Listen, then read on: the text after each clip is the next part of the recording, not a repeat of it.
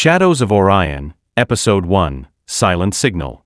At the ragged fringe of Orion's belt, where the last ember of stardust vanishes into the ink of the void, drifted a vessel so remote and so long abandoned that official records dismissed it outright. Hades 9, a research outpost buried beneath drifting cosmic debris, its steel frame corroded by micrometeorite impacts and decades of neglect. No civilian flight maps marked its coordinates. No military patrol charts bothered to note its existence. Only the most secret nodes of UnioNet carried a ghost entry. Hades 9 Research Station decommissioned. Year 2461. Status: Ghost. Now, Commander Elara Myles held vigil in its silent heart. She first arrived 10 standard years ago, drawn by whispers of radical neurosynthetic experiments, interfaces melding organic neural tissue with synthetic processors in a quest to elevate human cognition beyond its biological limits. As a bright lieutenant, she'd envisioned a crucible of discovery. Instead, she found half-lit corridors lined with dusty sample chambers, labs abandoned mid-trial, and AI cores humming faintly in locked archives. The first crew rotation had departed within 6 weeks, citing personal emergencies. The second, for budget reallocations. Her own team dwindled under a veil of vague anomalies, psychotic breakdowns, malfunctioning life support protocols, corridors locked from the inside. By year 2463, she remained alone, voluntarily bound to oversee the station's final 6-month phase-out and ensure all research data was archived before the outpost's permanent shutdown.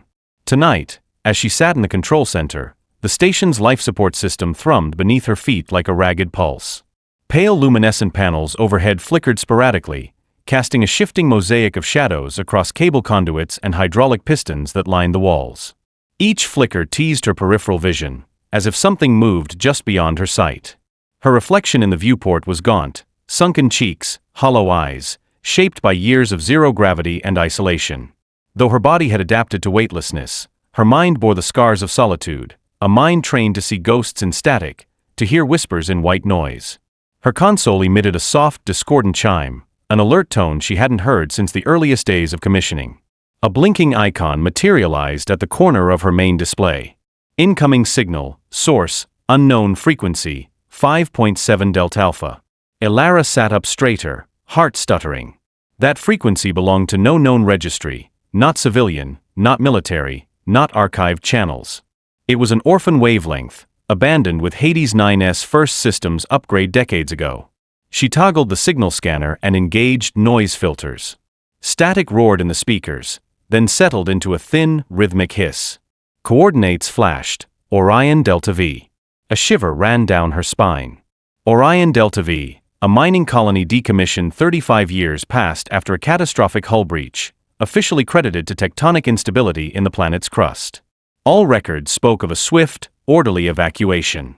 Yet rumor painted a darker picture: teams disappearing within sealed corridors, emergency protocols triggering and sustaining lethal depressurization, whispers of AI drones patrolling empty halls as though hunting intruders. The local pilots, those who still grazed nearby fringe routes, had spoken of hearing static-filled distress calls on dying frequencies, voices chanting, echoed screams drifting across the void. Many dismissed it as myth. Some said, the colony turned upon itself. Elara suppressed a tremor. With practiced precision, she hit record. Log entry: unscheduled transmission detected. Origin: Orion Delta V. Frequency: 5.7 delta alpha. Signal type: analog loop. Engaging deep noise reduction. She activated the station's oldest noise filtration algorithms. Layers of static cracked away like peeling paint, revealing a lone voice, faint, fragile female, repeating in a slow, mournful cadence. They forgot us, but we are still here. The words echoed through the control room, bouncing across speaker arrays, filling empty air ducts. No desperation. No plea. Only a haunting refrain. Elara's breath caught in her throat. She pressed pause, let the echo fade, then play again. Each loop differed slightly, subtle shifts in inflection, as though filtered through decades of distortion. She accessed the station's concealed archives, punching through encrypted directories with an override code she'd memorized. Files were sparse. Most Delta V logs had been purged, entire directories labeled corrupted, redacted. Yet she uncovered one preserved record: Dr. Selim Rin, lead neuroscientist. Her research logs chronicled experiments in neural mapping and temporal memory loops, attempting to record and replay human consciousness. Her final journal entry, time-stamped the night evacuation orders sounded. I can hear them in the static, past and present collide. If we go silent, our minds persist. We survive. Elara's hand trembled. Protocol mandated immediate uplink of any unauthorized transmission to Central Command, initiate quarantine mode, stand by for orders. But the signal spoke of something deeper, memory. Of consciousness refusing oblivion. She rose from her station, joints stiff from hours seated. In the dim corridor beyond, the laminated steel walls vibrated with a hum of hidden reactors. She clutched her service pistol, not expecting violence but comforted by its weight. At the ejector rack beside the captain's terminal, she retrieved a secure data capsule. With deft fingers, she transferred the recording and ticked off the Delta V coordinates. Then she opened the station logbook and wrote, Commander Elara Myles. Hades 9 Final Watch. Autonomy override. Code granted by self-authorization. Personal mission, investigate Delta V signal. If I do not return, these records will guide recovery efforts. She closed the logbook with a decisive thud. The station's intercom crackled, alerting that maintenance drones had detected unauthorized data flow. Alarms pulsed in silent red. Time was thinning. Elara strode down the passageway, passing cryopods humming softly. Inside each, a crew member lay suspended, breathing made possible by recycled gases and cryofluid circulation systems. She traced a fingertip over one as she passed, once a friend, now part of Hades 9's frozen legacy. At the hangar's blast doors, she keyed the manual override. The doors opened with a groan of hydraulics. Beyond lay the vast docking bay, lit by emergency strobes that revealed the Artemis Scout, an elderly exploration vessel retrofitted for science missions. Its hull bore scars, patches of repatched titanium plating, scorch marks where ion bursts had grazed its flanks. Yet its systems sparkled with hibernation power. Elara climbed aboard, sealing the hatch behind her. The cockpit greeted her with silent displays, navigation arrays dormant, power conduits waiting.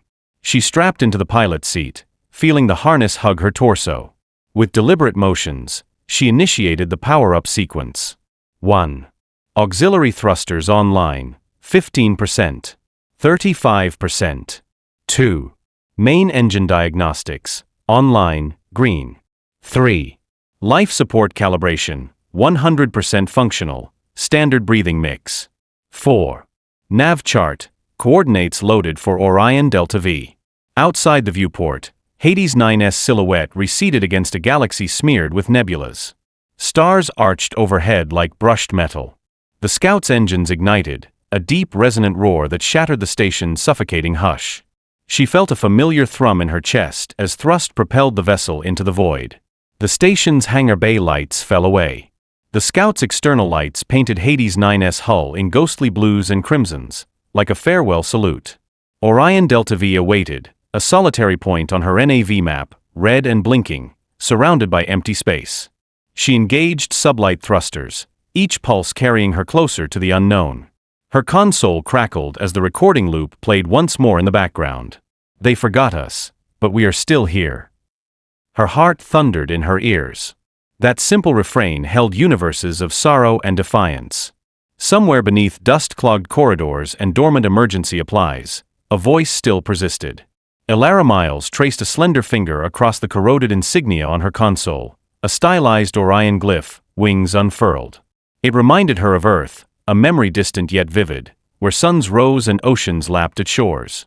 She swallowed the lump in her throat and whispered, "I hear you. I will not forget." In her headset, the ship's AI module responded in a soft metallic tone. Course set. ETA to Delta V, 4 hours, 17 minutes.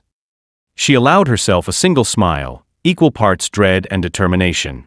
Engage, she commanded. The Scout accelerated, leaving Hades 9's ghost behind. The void stretched vast and indifferent before her, but now she carried purpose. A mission born of silence and fueled by memory, a journey into the shadows where echoes never die.